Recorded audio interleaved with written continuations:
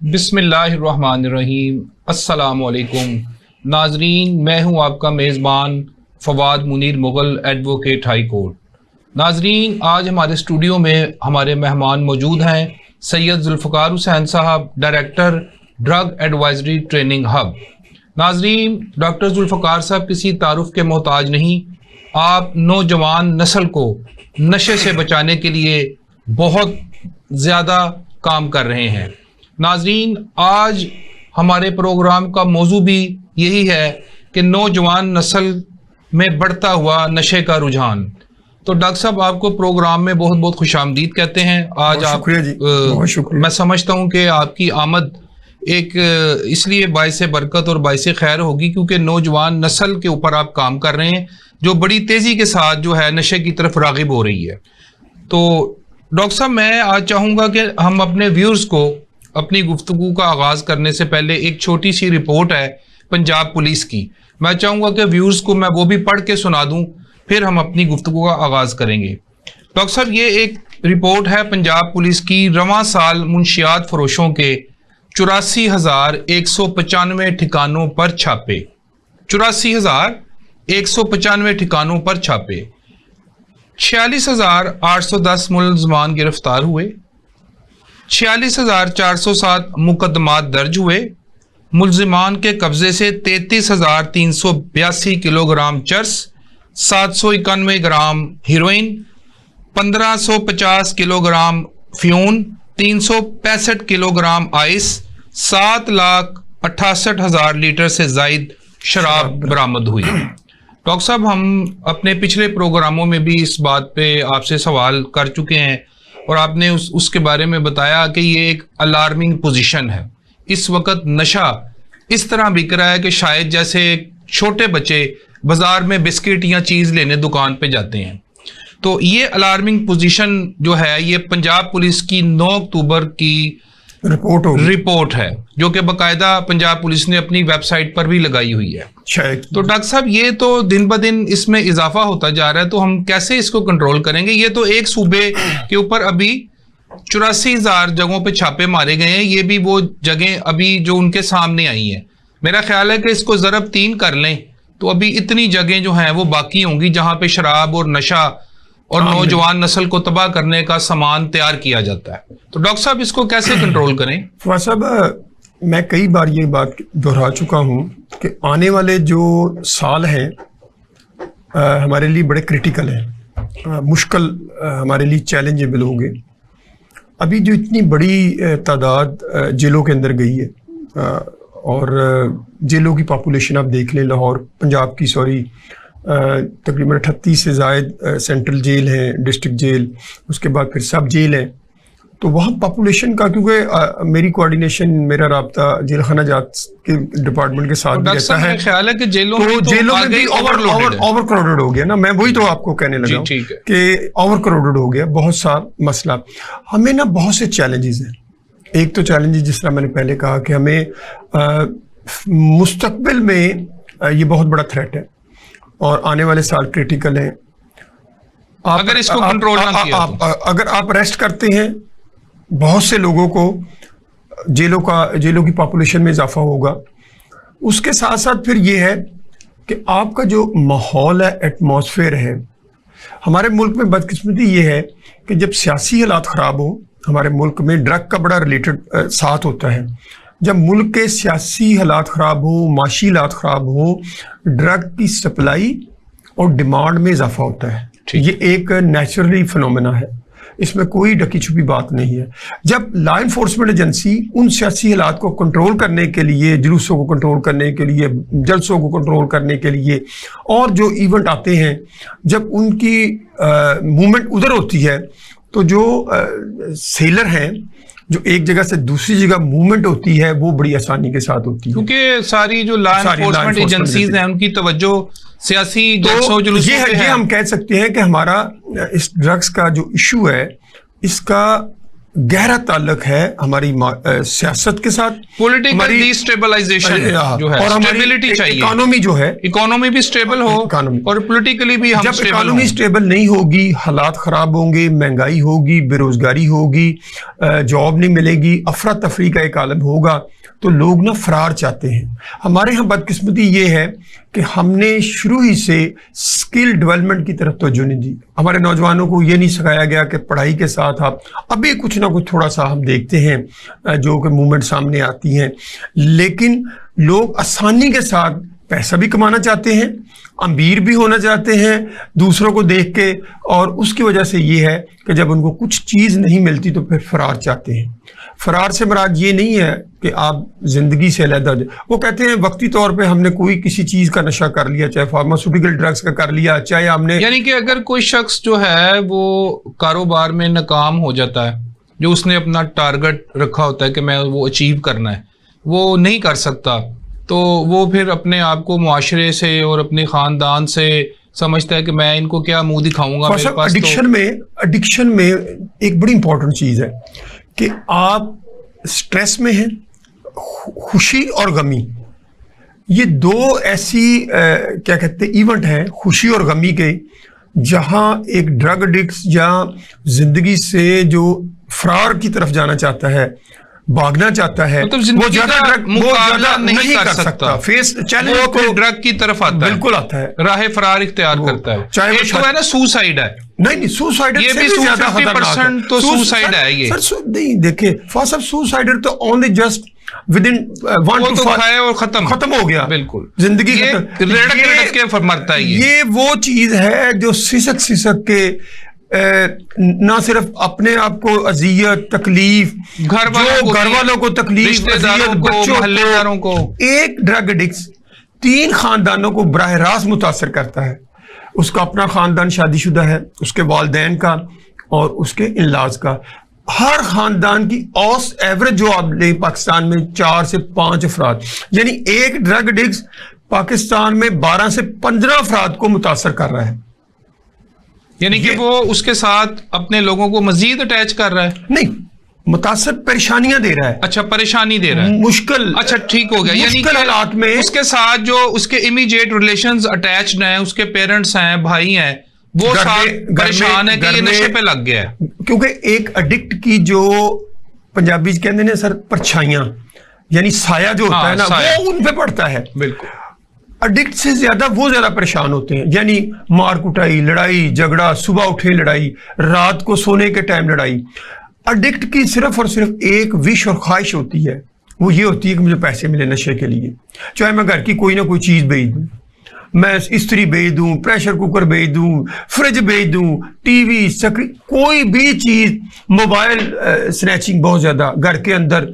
फिर अगर कोई जेवर पड़ा है, वो लेना देना क्या है, उसने सिर्फ 1 दिन या 2 दिन की, अगर आपकी 1 लाख की चीज है, उसने 2000 में वो दिया नहीं, उसने वो औने पौने कोडियों के भाव बेच के सिर्फ और सिर्फ नशे की जरूरत को पूरा करने के लिए, बस ये है। जी डॉक्टर साहब, मैंने ये अभी जो रिपोर्ट अपने व्यूअर्स को पढ़ के सुनाई है, मैं चाहूंगा कि मैं इसको कंप्लीट करूं, आगे बढ़ूं, तो फिर इसके ऊपर आपका रिप्लाई लूं। डॉक्टर साहब, जैसे कि बताया कि 7,68,000 जायद शराब बरामद हुई, 1245 अफराद को बहाली के लिए इलाजगाहों में दाखिल करवाया गया। ये इंपॉर्टेंट सवाल है कि ये जो उनकी बहाली के लिए दाखिल करवाया गया है, ये 1245 अफराद हैं जी सिर्फ। अब तक जो मेरे ख्याल है कि पंजाब पुलिस ने उनको उठाया है, या सड़कों से उठाया है, या कहाँ से पकड़ा, या लोगों ने अपने बच्चों को मुंह छुपा के पुलिस के हवाले कर दिया कि ये बच्चा ले जाएं और इसको जाके दाखिल करवा दें, नहीं तो ये मर जाएगा या हमें मार देगा। नहीं, इस तरह नहीं। आपको शायद याद हो कि जो लाहौर हाई कोर्ट में केस है, जिसमें जो हमारे रिटायर्ड जो जस्टिस शाहिद जमील साहब, उनके यहाँ 5 साल वो केस अभी भी वो है कोर्ट में। उस ऑर्डर, जो शॉर्ट ऑर्डर थे, उनकी रोशनी में पुलिस ने सड़कों से रेस्क्यू किए लोगों को।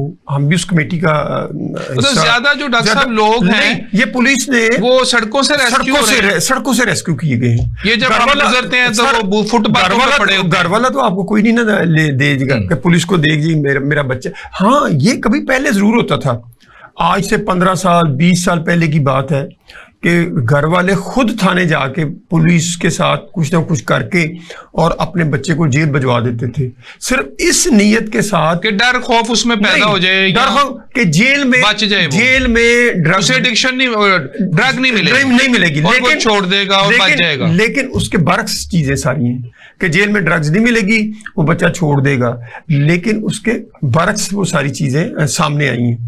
अब ये जो रिपोर्ट पढ़ी है आपने, ये बिल्कुल एक भयानक रिपोर्ट है, और मैं तो इन फिगर से जो अभी इन्होंने मैं कहता हूँ मोहतात फिगर बताए होंगे पंजाब पुलिस ने, कोई इतने बताते हुए भी उन्हें देखे इतने रेड्स किए, इतने लोगों को गिरफ्तार करके उन्होंने थानों में भेजा, इतनी क्वांटिटी की मकदार जो पकड़ी गई है, तो ये तो वो चीज है जो डॉक्टर साहब पकड़ी गई है। पुलिस छापे मारती है, जैसे कि 84,195 रेड्स किए गए, इंटेलिजेंस बेस्ड ऑपरेशन किए गए, तो ये लोग तो एकदम धर लिए गए।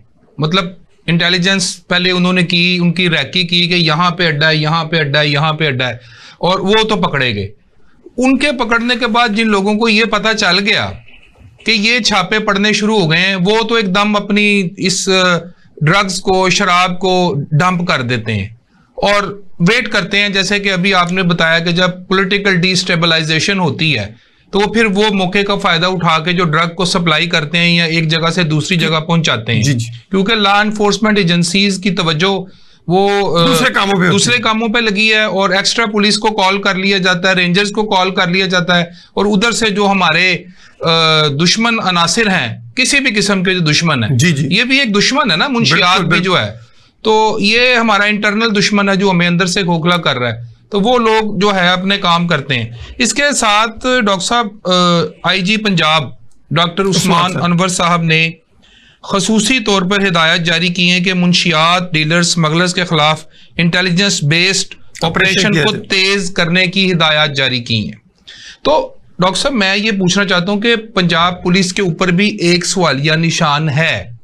ये फिगर 84,195 तक पहुंचने में टाइम लगा होगा? कोई टाइम नहीं लगा होगा। नहीं, पुलिस जो थी कोई टाइम नहीं लगा होगा। डॉक्टर साहब मेरा सवाल ये है, मैं आपकी बात से इसलिए डॉक्टर साहब क्या एक दिन में 84,000 अड्डे खुल सकते हैं? ये आपको जो रिपोर्ट है ना इस साल की, रवां साल ये है, जनवरी से लेके अब तक जो हुई है। बिल्कुल डॉक्टर साहब मेरा क्वेश्चन ये है कि रवां साल के अंदर अड्डे कहीं पे 20 अड्डे थे, 20 से 30 हुए, 30 से 40 हुए, 2,000 हुए।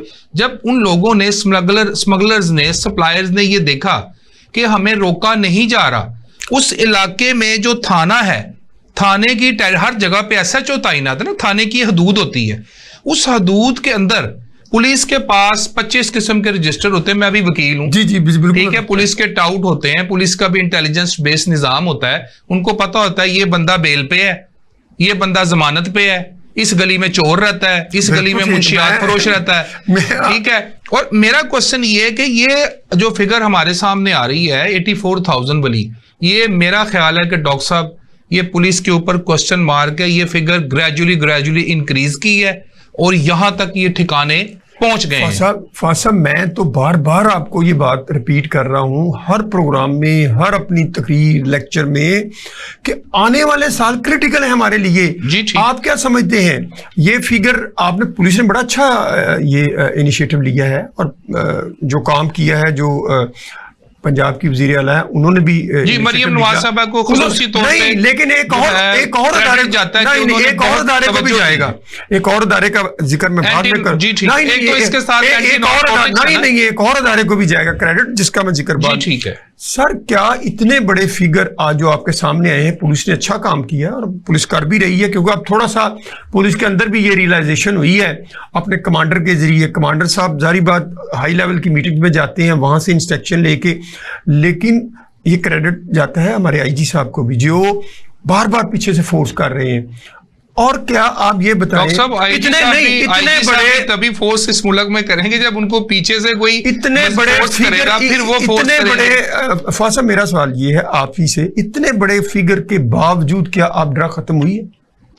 नहीं, ड्रग खत्म हुई है, कम हुई है। मैंने कहा ये ड्रग्स जो है ये नहीं खत्म होंगी, हम चीजों को मिनिमाइज कर सकते हैं, खत्म नहीं कर सकते। दुनिया में बुराई ने लेकिन मिनिमाइज होना। एक और इस प्रोग्राम की विसासत से मैं पाकिस्तान आर्मी को भी क्रेडिट देना चाहता हूं। बिल्कुल बिल्कुल, मैं इसलिए दूंगा कि मैं 1 साल से ये बात दोहरा रहा था मुख्तलिफ टीवी चैनल पे कि हमारे जो पाकिस्तान के आर्मी चीफ हैं वो इंटरवीन करें, वो इसको कमांड करें। ड्रग्स का इशू बहुत बड़ा है।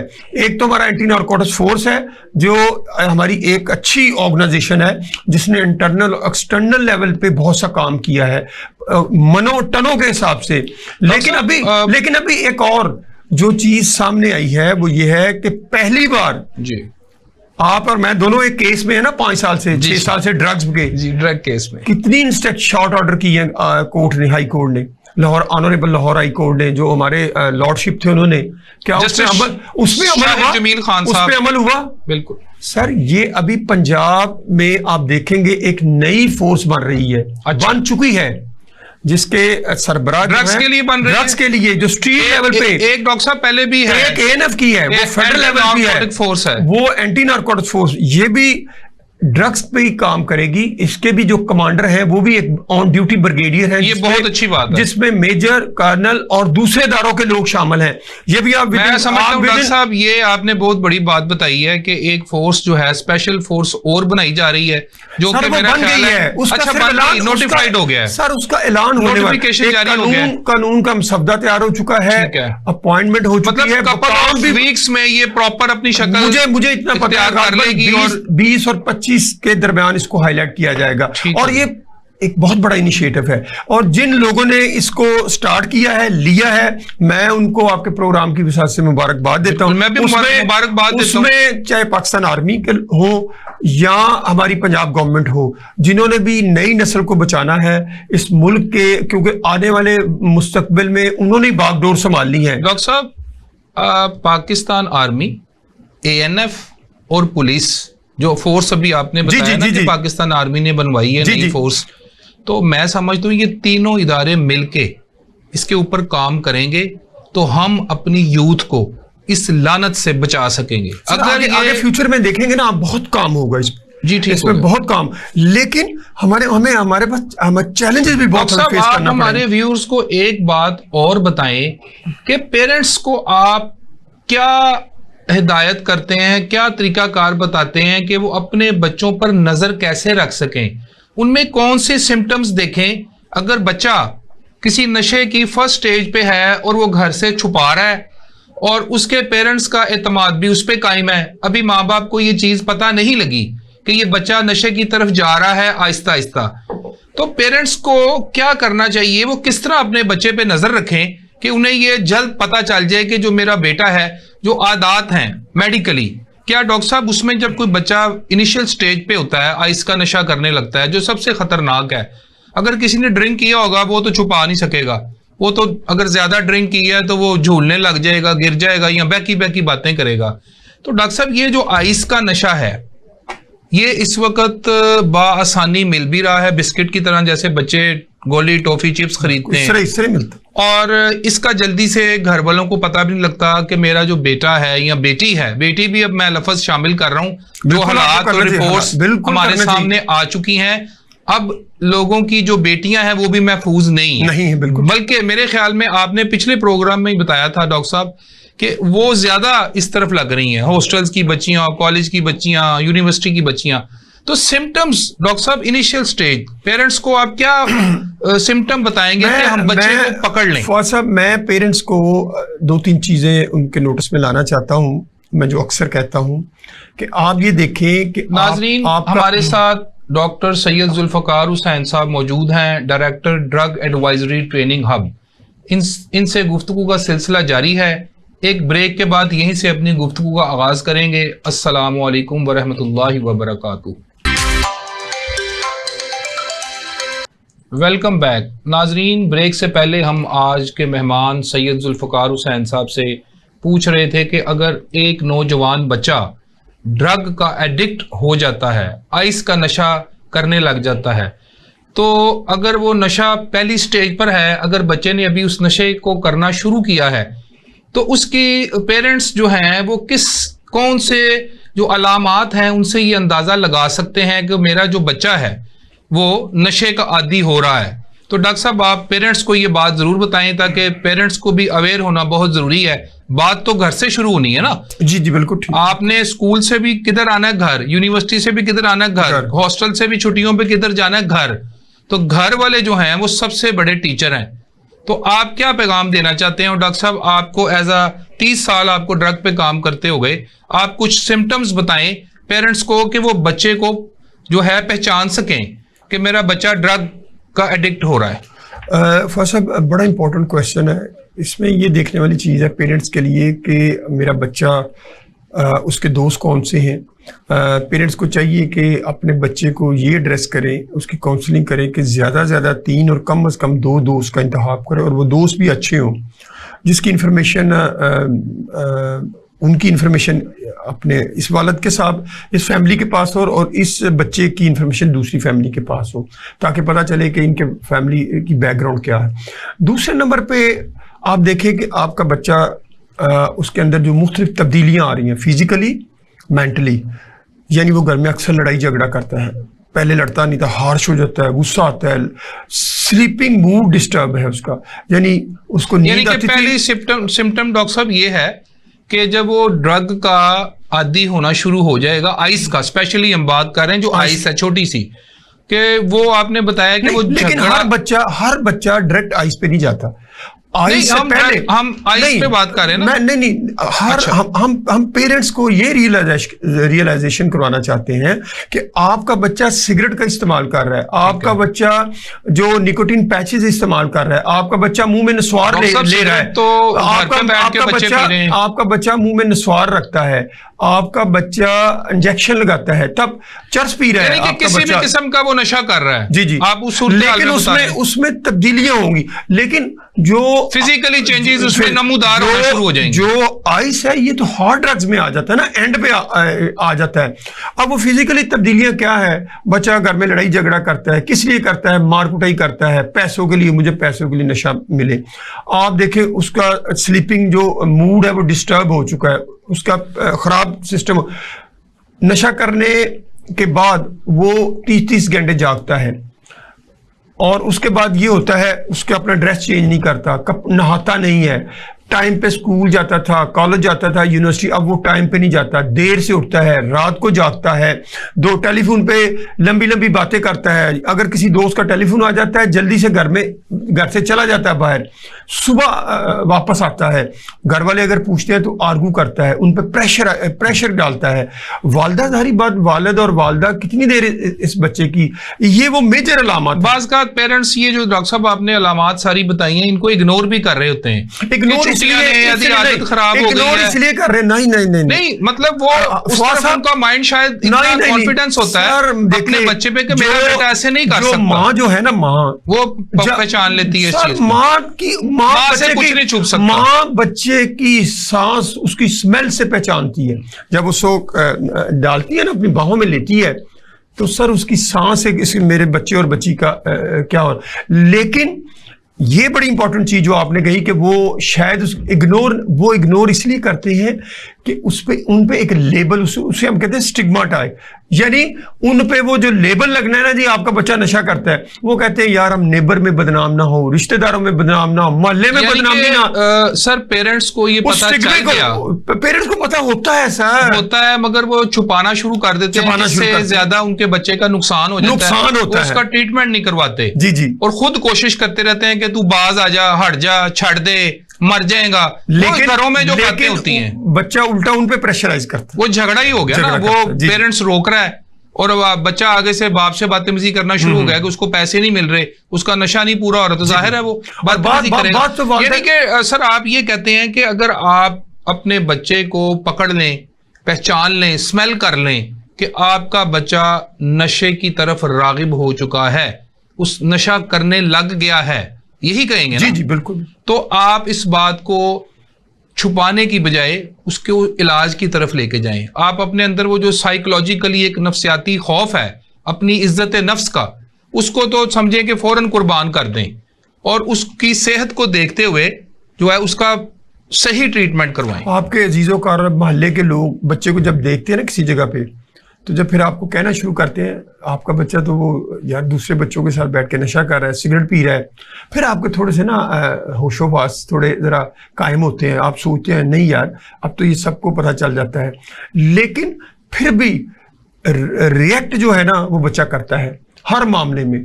मेरी इस आपके प्रोग्राम की वसात से वालिदैन से ये रिक्वेस्ट है कि अगर आपको पता चल जाता है कि आपका बच्चा नशा करता है, उसमें ये तमाम अलामत जो आप पाई गई हैं, जो मैंने बताई हैं, इससे ज़्यादा और भी हैं, लेकिन आप अपने बच्चे के साथ लड़ाई झगड़ा ना करें। आपको पता चल गया है आप लड़ाई झगड़ा करेंगे, आपका नुकसान होगा, गुस्से में बच्चे का नुकसान होगा।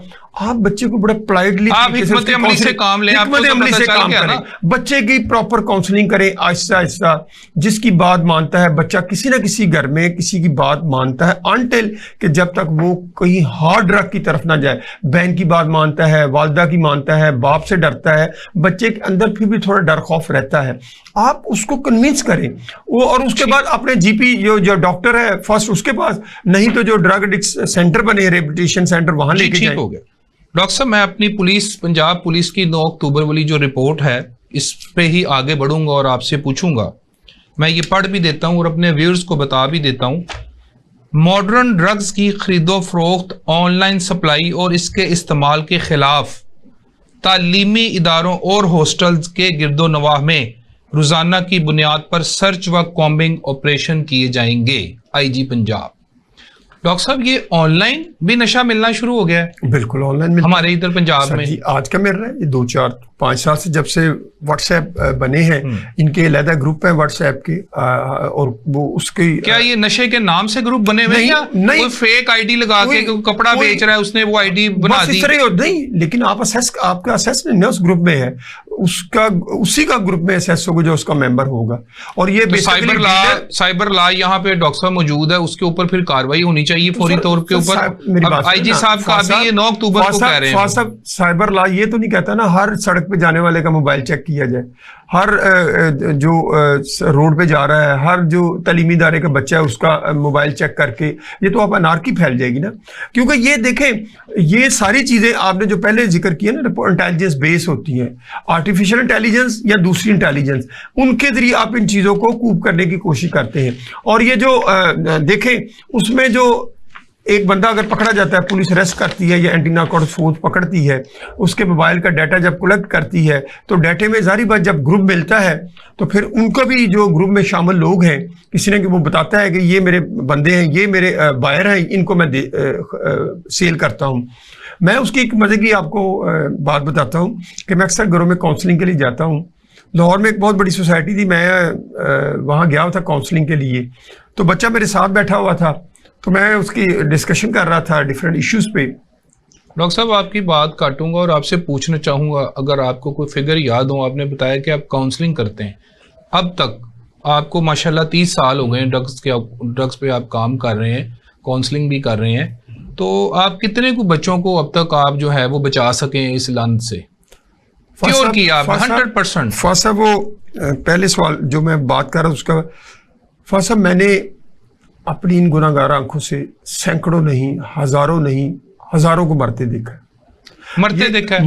हजारों में बच्चे मरे हैं। नहीं, मेरे सामने जो एडिक्शन में यह है कि जब आप क्रॉनिक एडिक्ट बन जाते हैं, he will not recover until के आपके बॉडी से आप ब्लड भी चेंज कर दें। सिर्फ जो डॉक्टर हैं हम बताते नहीं है, इसकी जो इंटरनेशनल डेफिनेशन है इस ड्रग्स की, ये जैसे क्रॉनिक डिजीज, ब्रेन डिजीज है, लॉन्ग लास्टिंग, मैनेजेबल है, क्योरेबल नहीं है। आपके करेक्टर के साथ इसका रिलेट है बहुत ज़्यादा, यानी मैनेजेबल है, क्योरेबल। जिस तरह आप ब्लड प्रेशर, शुगर को कंट्रोल करने के लिए मेडिसिन का है, इसी तरह आप ट्रीटमेंट सेंटर से जब वापस भी आते हैं तो आपने अपनी मेडिसिन को उसी तरह जारी रखना होता है। ये है कि क्रॉनिक एडिक्ट बनने के बाद आपने जब ओवरडोज कर ली, आप ज़्यादा नशा कर लिया, आपको जेल में होता है यार आज ही मैं ख़त्म कर, आज ही मैं पी जाऊंगा। और सबसे ज़्यादा ओवरडोज जो आइस की होती है, आइस से ज़्यादा अमवात। वो जो मैं बच्चा जिसकी मैं काउंसलिंग कर रहा था, मेरे सामने उस बच्चे को फ़ोन आता है तो मुझे कहता है जुल्फकार साहब आप 10 मिनट बैठे, मैं आता हूँ। अच्छा। वो उनका इकलौता बेटा था, वो गाड़ी की चाबी पकड़ता है, मुझे सिर्फ आवाज़ आती है गाड़ी स्टार्ट होने की। वो घर से बाहर, उनकी वालदा आती है, ये कहाँ गया है? मैंने कहा मुझे नहीं, मुझे तो कहा है कि उसको फ़ोन आया। तो ये कहता है मैं अभी 10 मिनट में आ रहा हूँ। तो उसकी वालदा ने मुझसे कहा कि जुल्फ़कार साहब, वो तो डीलर का फ़ोन आया था, तो वो अपनी तलब को पूरा करने के लिए डीलर ने कहा होगा माल अच्छा है। घर वालों को भी पता होता है हर चीज का। और वो बच्चा आधा घंटे बाद आता है, तो मैंने उसे पूछा, कहता है जी जुल्फ़कार साहब मैं अपना काम पूरा कर रहा है। तो मैंने कहा यार अगर आप अपना काम पूरा कर रहे हैं, अच्छा उस बच्चे का भी 6 बार इलाज हो चुका था, उस बच्चे का इलाज हो चुका था, लेकिन प्रॉपर काउंसलिंग नहीं शुरू हुई थी। काउंसलिंग मैंने स्टार्ट उस बच्चे की अभी की थी। तो इसके अलावा और इस तरह के बड़े केसेस हैं जो रोजाना की बुनियाद पर सामने आते हैं। यानी कि सर ऐसे है कि अगर अवेयरनेस को ज्यादा से ज्यादा मुंशियात के खिलाफ बढ़ाया जाएगा, लोगों को prevention is better than cure. हाँ, प्रिवेंशन इज अ मेन। देखिए आप प्रिवेंशन को जब शुरू करेंगे ना, आपने जो बातें पेरेंट्स की टीचर की, मैं कहता हूं कि 3 बड़े स्टेक होल्डर हैं। 1 is the government agencies, 2nd is a parent and 3rd is a teacher. Teacher भी अपना बदकिस्मती से रोल नहीं ना अदा कर रहा। टीचर जो, देखिए मैं एक बात कहता हूं डॉक्टर साहब, इधर मैं एक बात और आपकी टीचर से पहले करना चाहूंगा कि ये जो 84,195 अड्डों पे छापा पड़ा है, ये वो वाले अड्डे हैं जहां से मेन सप्लाई आई, सप्लायर ने आके वहां पे 1 अड्डा, 2 अड्डा, 3 अड्डा, 4 अड्डा, 5 अड्डा, वहां पे जिसको जितनी ड्रग चाहिए थी कि उसकी उतनी बिकती है, वो उसने उसको दे दी। सवाल एक और पंजाब पुलिस के ऊपर और ANF के ऊपर आता है कि ये जो मेन सप्लायर हैं, ये ड्रग जहां से आ रही, क्या ये पाकिस्तान में बन रही है या ये किसी दूसरे ममालिक से ट्रकों में छुप छप के आ रही है? जब तक उसको नहीं रोका जाएगा, आप इन अड्डों को आज खत्म करेंगे, 2 दिन बाद, 10 दिन बाद जो हमारे मुल्क में होता है, 4 दिन बाद वो अड्डा लुक छुप के, जब पुलिस फिर कहीं बिजी हो जाएगी, ANF बिजी हो जाएगी, वो अड्डा वहां पे फिर खुला होगा और वो मुंशियात वैसे ही बिक रही होगी। पहले लोगों के, मेरा ख्याल है कि सर सप्लायर के बारे में बताएं कि सप्लायर को पकड़ना चाहिए। पहले लोगों के अंदर ना डर खौफ होता था थोड़ा, यार मैं अगर ड्रग बेचूंगा और पता नहीं क्या हो जाएगा ना। अब तो हर बंदा कोशिश करता है कि ड्रग बेचने की, वो उनके अंदर वो डर और खौफ नहीं। उन्होंने कहा ठीक है एक बार ये सिलसिला चला ही जाए। मुझे ना एक किसी ऑर्गेनाइजेशन से फ़ोन आता है, उन्होंने कहा जी हमारे पास एक ख़तून है और वो ख़तून जो है वो घर से भागी हुई है, तो जुल्फ़कार साहब आप मिलने किसी इदारे के साथ इसकी कोऑर्डिनेशन करवाएं। मैंने कहा ठीक है। मैं उनके ऑफिस गया तो ख़तून उन्होंने वहाँ लेके आए थे, तो मैंने उन्हें कहा था आप इसको बेसिकली ना शेल्टर होम में एंटर करवा दें और ताकि ये अपना महफूज रहे किसी ना किसी। उसके बाद इसकी स्टेटमेंट करवा दें कोर्ट में जाके। सर वो औरत मुझे बताती थी कि मेरा बंदा और मेरा भाई दोनों मिलके दुबई कैप्सूल सिलेंडर लेके जाते थे पेट में छुपा के। अच्छा, ऑपरेट करवा के? एक नहीं, वो कैप्सूल सिलेंडर जो होता है, अच्छा, कैप्सूल सिलेंडर जो है, तो वो 1 लाख रुपए एक फेरे का मिलता है। यानी कि यहाँ से ड्रग को दुबई लेके जाना है। पाकिस्तान भी यानी कि नशा बाहर भेज रहा है, इस तरह एक्सपोर्ट कर रहा है। हम भी तो मुतासर हो रहे हैं ना। अब देखें लॉ इन्फोर्समेंट एजेंसी एक्टिवली काम कर रही है, ANF। वो फिर डॉक्टर साहब पकड़ेगे या नहीं पकड़ेगे? वो उसका नहीं, बाद में मैं फिर केस से थोड़ा सा मैं मसरूफ हो गया, मैंने उनको गो थ्रू करवा दिया जिनके साथ वो फिर खुद ही वो।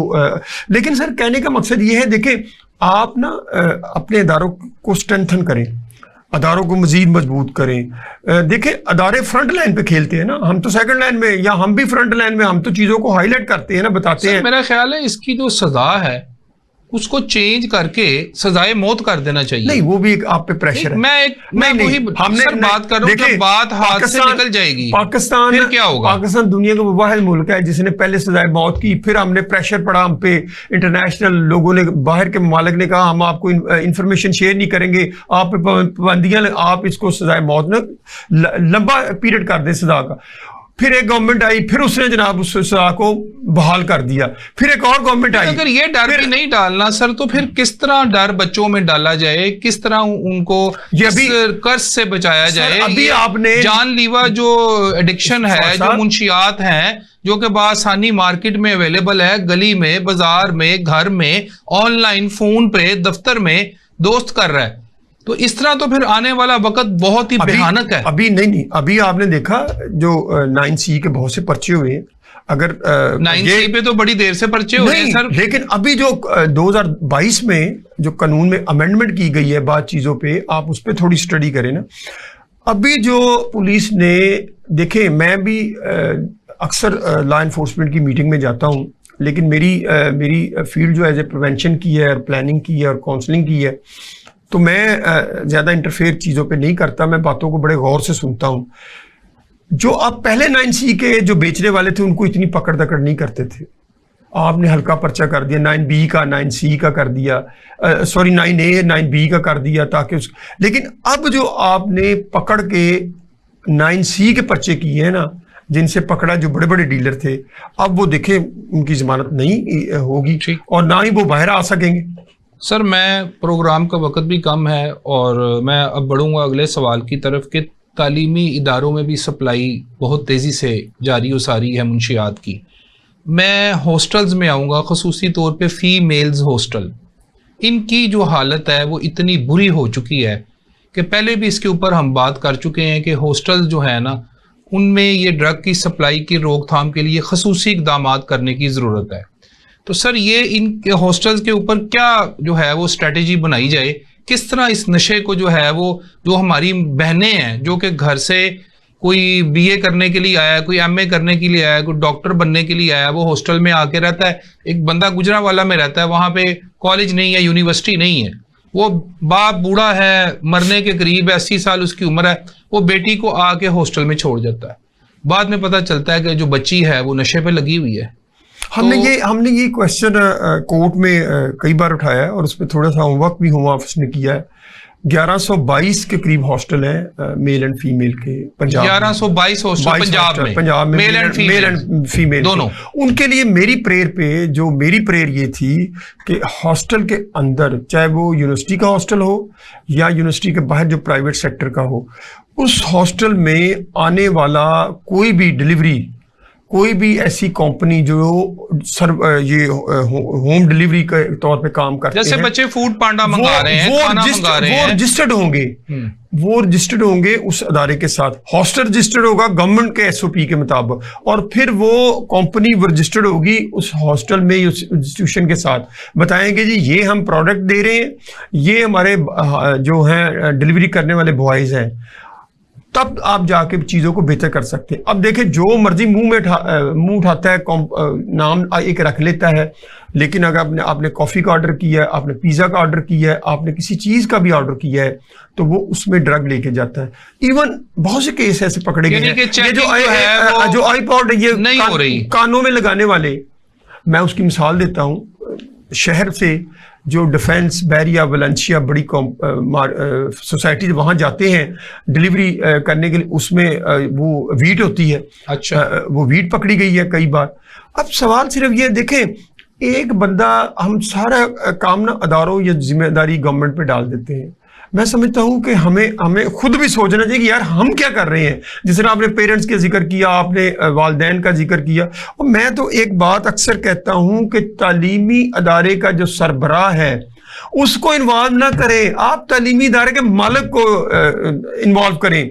सर एक तालीमी इदारे का मालिक है, वो अरबों रुपए का मालिक बन गया है, आप उसको इन्वॉल्व करें, उसे कहें जनाब SOP ऐसे बनाए, आप खुद इन्वॉल्व हो, आपका काम चलेगा, आपका बिजनेस चलेगा। हम नहीं कहते आपका बिजनेस बंद हो, लेकिन कुछ एक सिस्टम के तहत आपने अगर अपनी नई नस्ल को ड्रग्स पे लगा दिया तो वो फिर किस तरह महफूज होगा आगे, किन हाथों पे हम देखें कितने साल और हम काम कर लेंगे। हमने कितने लोगों को और तैयार कर रहे हैं कि या इन चीजों के एक पहरा दे। जैसे एक फोर्स आपने बताया कि और तैयार हो गई है, बिल्कुल तैयार होगी, और उससे आप उससे देखें हो जाएगा। नहीं, नोटिफिकेशन वगैरह हर चीज हो गई है, ठीक है। अब उसकी लॉन्चिंग सेरेमनी होनी है सिर्फ। अब ये देखें वो फोर्स भी जब बनेगी उसका काम भी होगा स्ट्रीट लेवल पे काम करना, जो ड्रग सेलर हैं उनको पकड़ना। उससे मैं समझता हूं कि चीजें और बेहतर होंगी और मिनिमाइज चीजों को किया जाएगा। डॉक्टर साहब ये जो स्ट्रीट लेवल पे आप बता रहे हैं कि उनका काम होगा पकड़ना, तो इनके ऑफिस जो हैं, जिस तरह अब ANF का ऑफिस है, एक ही ऑफिस है, एंटी नारकोटिक्स फोर्स है, उसका हेड ऑफिस है, या मुझे नहीं पता बाकी दीगर उनके ऑफिसेज किधर हैं। तो इतना बड़ा पंजाब है, वो जो मुझे जो इन्फॉर्मेशन है, जो मेरे पास जो इन्फॉर्मेशन है, जो मैं आपस में ये डिविजनल लेवल पे पहले हेडक्वार्टर होगा पंजाब में। 60 सेकंड्स हैं, प्रोग्राम का वक्त खत्म हो रहा है। डिविजनल लेवल पे ये बनेंगे इनके ऑफिसेज, और उसके लिए एक बजट भी तैयार कर लिया गया है, कानून भी बन गया है, एंड असेंबली के सेशन में पेश होगा, मेरा ख्याल है वो। नाजरीन, प्रोग्राम का वक्त खत्म हो गया है। लास्ट में हम आपको फिर यही कहेंगे, अगर अपनी नौजवान नस्ल को बचाना चाहते हैं तो असातिज़ा, पेरेंट्स, ANF, पुलिस, दोस्त, रिश्तेदार सब इस चीज़ पे नज़र रखें, देखें, ढूंढें कि आपके इर्द गिर्द कोई नशा तो नहीं बेच रहा। अगर बेच रहा है तो उसको कानून के हवाले करें। नाज़रीन, आज हमारे मेहमान थे सैयद जुल्फ़कार हुसैन साहब, director drug advisory training hub, और अपने मेज़बान Fawad Munir Mughal, advocate, high court को इजाज़त दें। मिलते हैं अगले प्रोग्राम में। अस्सलामु अलैकुम वरहमतुल्लाहि वबरकातुहू।